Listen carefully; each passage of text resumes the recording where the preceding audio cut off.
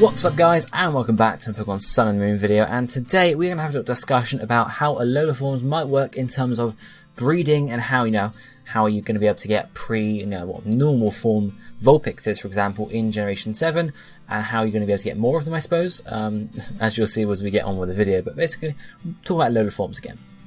So, very simply first, we'll lay out the ground rules and pretty much what we know so far. When you catch a Vulpix in the Alola region, it's probably going to be an Ice type because we have the Ice type regions, and we're going to assume that Vulpixes with Fire types aren't going to be catchable elsewhere in the region, because then that would sort of defeat the purpose of the Alola form. So Vulpixes caught in Alola will be Ice type. Then, of course, we have Kalos and all the generations before it. You can transfer Pokemon from these generations over to Sun and Moon. So we can assume that any Generation 6 or previous or a normal Vulpix will be a Fire type if transferred, across two generations. So it's not going to change type magically, so it's not like, you're never going to be able to get a Fire type Vulpix in Generation 7, it's just you won't be able to catch one in the game. So that's very simply pretty much what we know already. Caught in Generation 7, it'll be Ice type, and obviously the same goes for all the Alolan forms out there, Executor, Meow, for everything basically, and then obviously transferred over via Pokebank will be a Fire type. So how does it work with breeding is a different thing as well. Now, we have things for this. We have to actually decide or look at what Alola Forms are based on. And put very simply, Alola Forms are the real evolution of Pokemon, because they actually reflect how Pokemon, animals and humans have evolved over time. In retrospect to normal Pokemon evolution, where you just change form, for example, that's more similar to metamorphosis than actual evolution. So actual evolution is obviously you adapt to either your environment. There's selective breeding, which is it's not quite evolution, but it is a way of changing over time, I suppose. But evolution, yes, so several ways it can be done. And obviously this is reflected in the Alola forms we've seen so far. For example, Vulpix has adapted to the cold climates of the Alola region by becoming an Ice type, because obviously a Fire type, yes, okay, it might be able to defeat the cold, but it can't exactly thrive in it. So it's becoming the Ice type and sort of channeling that coldness to help it survive. Selective breeding, we can actually look at Meowth, because we were told that it's pretty much bred by the Alola, the Alola royal family. Yeah, that's the one. It was bred by the Alola royal family to be a particular way, so they took maybe the Meowths with menacing characteristics, with darker fur, for example, bred them together, took some more, bred them together over and over again, until they got a dark type Meowth, basically. So that's how that happened. Looking at other ones like Executor, it's taller in the Alola region because there's more sun, which means basically it grows larger. So that's sort of an example of environmental factors coming in. So if it's in a region with loads of sun, it grows really tall. If it's just in a region with normal sort of sun, it's just a normal Executor. Other Alola forms like Marowak, we are told that it sort of changed type to face off against its predators. Makes sense. And of course, thinking about other Alola forms, now we have Rattata. We know that Rattata used to infest the Alola region as a normal type Rattata, but then Yungoos was brought in, so they became nocturnal and more menacing, basically, to cheat out the Yungoos and change type in that sort of sense. That's adapting to a predator, basically.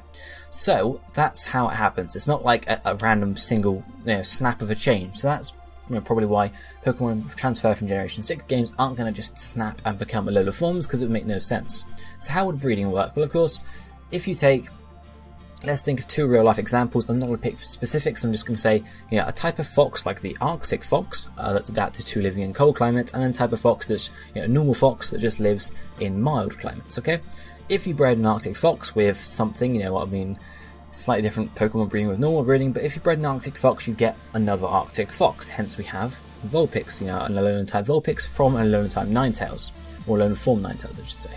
If you breed a normal fox, of course you're going to get another normal fox. So if you breed a normal Ninetales, you're going to get a normal Vulpix. It's not a just snap, even if you take them into a different environment. That's not the way it works. So we can assume that if you transfer a Generation 6 Vulpix over to Generation 7 and breed it out of the daycare, you're still going to get a Generation 7 Pokemon. So it will be possible to obtain Generation 6, sort of normal forms of Pokemon. You'll be able to get the normal forms of Alola Pokemon in Generation 7 via breeding.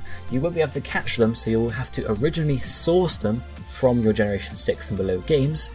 Hence, sort of another reason. Oh, you got Sun and Moon, this is your first game in the series in a while? Oh, you really like the original Vulpix? Yeah, you can't catch it here, you're going to have to buy X and Y and then do it that way. So that might be, sort of a little tricksy way that Game Freak might have thought. So you will be able to sort of breed and get, sort of Generation 7 Fire-type Vulpix that will have the bred in Gen 7 and stuff like that. But you'll have to originally source it from a Generation 6 game, I suppose, so you won't be able to just go and catch a Fire-type Vulpix in the Alola region, so you have to do it a slightly different way. Then that brings us to another question, of course, okay, that's fine if you bred a Alolan Ninetales with something a Ninetales can breed with, you're going to get Alolan Vulpix, and if you breed a normal Ninetales with another Pokemon can breed with, you're going to get a normal Vulpix. However, what if you breed an Alolan Ninetales with a normal Ninetales? What's going to happen there? Because they're both the same species, but one is adapted to one climate, one is adapted to the other. Well, let's look at how normal Pokemon breeding works. Now, obviously, when you have the same species breeding normally, you're going to get the offspring of that. So if you have two Chandelures breeding together, of course you're going to get a Litwick.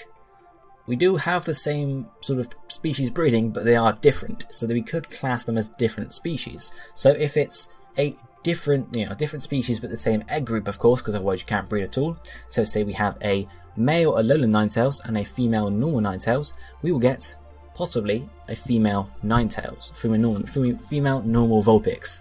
If it's a female Alolan Ninetales, we should be able to get a female Alolan Vulpix. It's a bit difficult here, because usually how it works is, if you have, I can't think of Pokemon that breed. Let's go back to, the Ninetales thing. So you have a normal Ninetales, which is a male, breeding with something else in its egg group, which is the female.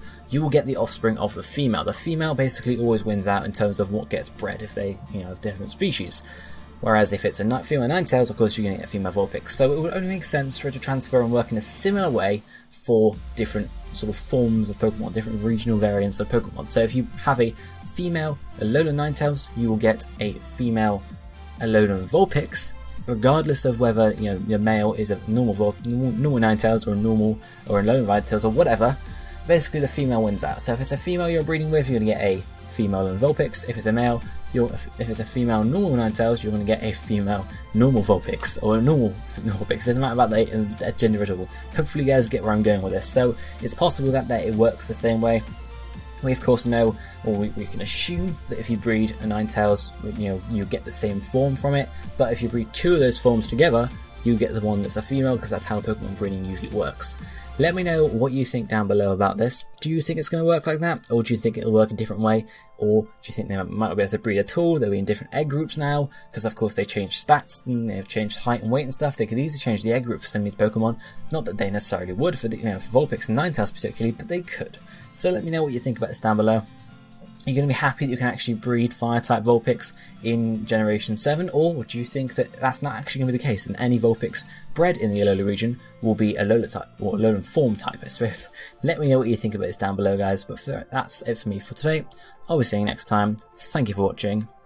Goodbye, my friends.